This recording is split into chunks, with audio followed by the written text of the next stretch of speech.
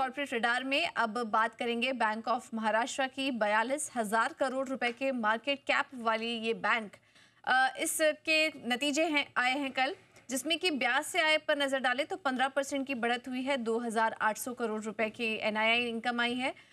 मुनाफा 44% बढ़कर 1,330 करोड़ रुपए आया है। और प्रोविजन में भी हमने देखा कि हल्की बढ़त देखने को मिली है। एनपीए स्थिर है। स्पेशली नेट एनपीए के फ्रंट पे बात करें तो नंबर्स काफ़ी मजबूत नज़र आ रहे हैं। कंपनी के नतीजों पर और अहम ट्रिगर्स और आगे एसेट क्वालिटी पर मैनेजमेंट का क्या कहना है, ये एक बार समझ लेते हैं। और साथ ही ग्रोथ आउटलुक क्या नज़र आ रही है, इस पर बातचीत करने के लिए हमारे साथ मौजूद हैं बैंक ऑफ महाराष्ट्र के MD and CEO Nidhu Saxena ji. Nidhu जी, बहुत बहुत धन्यवाद आज अपना समय देने के लिए जी बिजनेस को। और हमने देखा भी जब से आपका अपॉइंटमेंट हुआ है, हम देख रहे हैं कि बैंक के नतीजों में काफ़ी सुधार देखने को मिला हर एक फ्रंट पर। स्पेशली एसेट क्वालिटी के नंबर्स काफ़ी स्टेबल नज़र आ रहे हैं 2-3 तिमाही से। एमएसएमई और रिटेल में तो हम देख रहे हैं कि अच्छा प्रदर्शन हुआ, लेकिन एग्रीकल्चर सेक्टर में क्या कुछ कंसर्न आप देख रहे हैं? तो अब देखेंगे बैंक की जो परफॉर्मेंस रही है कंसिस्टेंट रही है 13 से 15 क्वार्टर्स। और ये जो Q2 इस FY25 का है, एक अच्छा क्वार्टर हमारे लिए रहा है। ओवरऑल ग्रोथ परफॉर्मेंस और other asset quality, profitability, capital adequacy, सब रेशियोज में हमने एक consistent Q2 half year of this financial year perform किया है। जहाँ तक रही बात रैम सेगमेंट की, रैम सेगमेंट में हमारा अच्छा एक परफॉर्मेंस रहा है। और अभी आप देखेंगे year on year growth in तीनों वर्टिकल्स में से किसी में भी हमारी 20-22% से कम ग्रोथ नहीं है। तो एक हाई डबल डिजिट ग्रोथ हम अचीव कर रहे हैं। और जहाँ ये ग्रोथ हम अचीव कर रहे हैं, मेरे लिए सबसे फर्स्ट एंड फॉरमोस्ट इम्पॉर्टेंट है कि एसेट क्वालिटी जो हम एक्वायर कर रहे हैं एसेट्स इस ग्रोथ में, वो कैसा आ रहा है। और अल्टीमेटली जो लोन बुक क्रिएट हो रही है उसकी क्वालिटी कैसी बन रही है। तो हमारा जो कस्टमर एक्विजिशन है, अंडरराइटिंग है, वो स्टैंडर्ड्स बेंचमार्क बिल्कुल स्ट्रेंथेंड है। और हम कोई भी अंडरराइटिंग उस बेंचमार्क के बिलो हम नहीं करते हैं। तो कंप्लीट कॉन्शियसनेस रहती है जो भी ग्रोथ है उसमें क्वालिटी ऑफ लोन बुक कैसी क्रिएट हो रही है।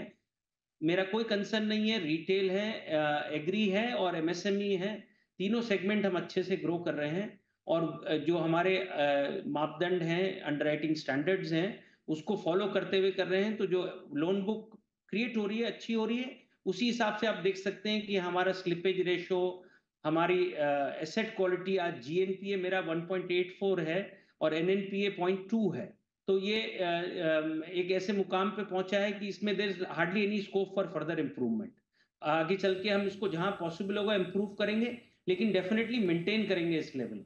हम्म, ठीक है। तो रिटेल, एग्रीकल्चर, एमएसएमई सेगमेंट ये सभी अच्छा प्रदर्शन कर रहे हैं, तो क्या आगे हम उम्मीद करें कि एनपी के लेवल्स यही इन्हीं लेवल्स पर स्थिर रहेंगे या कोई नियर टर्म चैलेंज आप देख रहे हैं? तो देखिए 1.84 एक ग्रॉस एनपीए और एनएनपीए आज 0.2% पे है। ये काफी हेल्दी लेवल है। हर क्वार्टर में उतार चढ़ाव आ सकते हैं, इसलिए हमने जो ब्रॉड गाइडेंस अपने लिए रखी है वो जीएनपीए जो FY25 के लिए है टू बी मेंटेन्ड बिलो 2%। तो ये हमारी गाइडेंस है जिसको हम कंसिस्टेंटली फॉलो कर रहे हैं। मुझे कोई आगे चैलेंज इसमें ऐसा नहीं दिख रहा है। एनएनपीए अगर आप देखेंगे, आज बैंक का मात्र 430 करोड़ का एनएनपीए है टोटल। मैं इसको राइट ऑफ कंप्लीट करके जीरो भी कर सकता हूं। लेकिन हम ये समझते हैं प्रैक्टिकल होके अगर देखेंगे तो ये जीएनपीए एनएनपीए लेवल अगर बैंक मेंटेन कर रहे हैं तो एक हेल्दी लेवल है। आगे चलते हुए हम इसको अपनी गाइडेंस के अनुसार, ग्रॉस एनपीए की गाइडेंस बिलो 2 है, नेट एनपीए की गाइडेंस 0.2 टू 0.25 मेंटेन करेंगे। राइट, तो बहुत ही स्ट्रॉन्ग गाइडेंस यहाँ पर एसेट क्वालिटी के फ्रंट पर।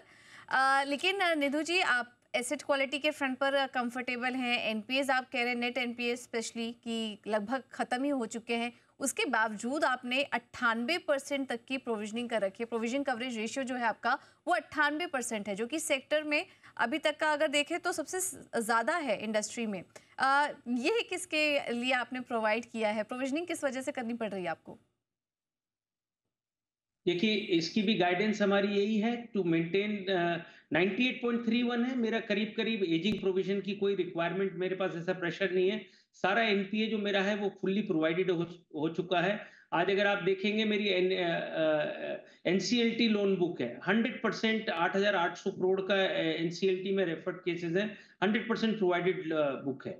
सो इस हिसाब से अगेन इसको हम इसी लेवल पे मेंटेन करेंगे, और जो फ्रेश स्लिपेजेस हमारी एनकाउंटर होती हैं हर क्वार्टर में, हम उसमें जो आयरेक्ट नॉर्म्स हैं उसके ओवर एंड अबव प्रोविजन बनाते हैं, 100% प्रोवाइड करते हैं हम उसके लिए, जबकि आयरेक्ट नॉर्म्स में वो रिक्वायरमेंट नहीं है। फिर भी हमें ये 0.2% का जो एनएनपीए मेंटेन करना है, उसके लिए हमें उनको मोर देन रेगुलेटरी प्रिस्क्रिप्शन हम प्रोवाइड करके रखते हैं। निधु जी, आपसे समझना चाहेंगे आपका बैंक का जो टॉप एक्सपोजर है वो है इंफ्रास्ट्रक्चर में, एग्रीकल्चर में और हाउसिंग में काफ़ी ज़्यादा एक्सपोजर है। कुछ अगर टोटल लोन पोर्टफोलियो की बात करें तो करीब 46% फंड एक्सपोजर आपका इन सेक्टर में है। क्या आप कंफर्टेबल हैं इस मिक्स से, या आने वाले समय में कुछ बदलाव करेंगे? देखिए, हमने एक जो अपने लिए गाइडेंस रखा है रैम और कॉर्पोरेट का, वो हमारा 60-40 का गाइडेंस था, प्लस माइनस 2 बेसिस। आप अगर आज सितंबर मेरा क्वार्टर 2 का रिजल्ट देखते हैं तो मेरा रैम 62 है और कॉर्पोरेट बुक 38% है। बट ये मेरे लिए कोई पैरामीटर ऐसा फिक्स नहीं है। मैं ये मानता हूं जो भी बैंक को इमर्जिंग अपॉर्चुनिटीज दिखेंगी, जहां पर मेरे को अच्छी मार्जिन्स और यील्ड मिलती हैं, और जहां पर एसेट क्वालिटी कंसर्न्स हम क्रिएट नहीं करते हैं अपने लिए, I will definitely want to participate. So corporate में जैसे we are bullish on infrastructure, green energy, renewable energy, जो जो सेक्टर्स जहां पे गवर्नमेंट ऑफ इंडिया का एम्फोसिस आ रहा है, पीएलआई दे रहे हैं मैन्युफैक्चरिंग सेक्टर्स में, इंफ्रा अपग्रेडेशन के लिए है, एलआरडी प्रपोजल्स हैं। अगर इन सेगमेंट्स में से कोई भी प्रपोजल आ रहे हैं तो we are actively participating in that. Okay, margin के फ्रंट पर अगर देखें निधु जी, तो काफ़ी शानदार नंबर्स आ रहे हैं, लगातार सुधार हो रहा है और 4% के आसपास आपके मार्जिन के नंबर्स इस वक्त पहुंच चुके हैं। क्या गाइडेंस देंगे इस पूरे साल के लिए? गाइडेंस का जो सवाल है निम को लेके, आज हमारा एटलीस्ट पब्लिक स्पेस में, पब्लिक सेक्टर बैंक्स में, we are able to record the highest NIM. और लास्ट 2 क्वार्टर्स का भी देखेंगे तो 3.97 मार्च का नंबर था, जून में भी 3.97 है, अभी हमारा 3.98 है, और ईयर ऑन ईयर बेसिस पे हमने 9 बेसिस पॉइंट इंक्रीज किया है। जो कॉस्ट ऑफ डिपॉजिट्स है सिस्टम में बड़े हैं, और उसको लेके चल के कंसर्न्स थे लीडिंग ब्रोकरेजेस के, एनालिस्ट के, कि बैंक्स में see reduction to 2 to 5 basis point in their NIMs in this half year. But जो हमारा बिजनेस कॉम्पोजिशन है, आज मेरे एडवांसेस में यील्ड 9.21 है, जो इंक्रीज हुए हैं मेरे, और जो मेरा कासा शेयर मैं मेंटेन करता हूँ 50% मेरा कासा है। ये सब मेरे लिए एनेबलर्स हैं ये हाई निम मेंटेन करने के लिए। लेकिन हम माइंडफुल हैं ये भी एक डेवलपमेंट के, कि जब भी रेट कट आता है, फेड रिजर्व ने ऑलरेडी 50 बेसिस का रेट कट अनाउंस किया है, और सिमिलरली जब भी हमारे यहाँ पर ये रेट कट आता है, उसमें हमारी 37% ऑफ लोन बुक रेपो से लिंक्ड है, और वो इमीडिएटली रीप्राइस हो जाती है।